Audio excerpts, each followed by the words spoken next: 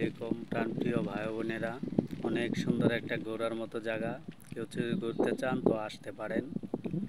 এই যে কাশফুলের বাগান, অসাধারণ কাশফুল। কাশফুল পড়ছে, এই যে সাদা সাদা কাশফুল। ঘুরতে আসতে পারেন যে কেউ।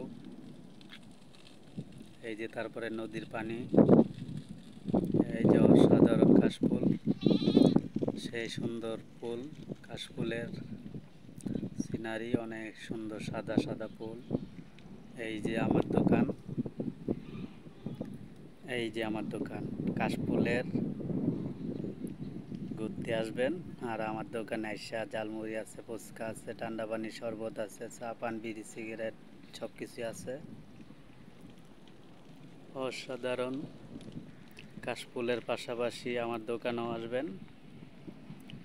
কাশফুলও দিকে গেলেন, আমার দোকানও হালকা পাতলা কিছু খাইয়ে গেলেন।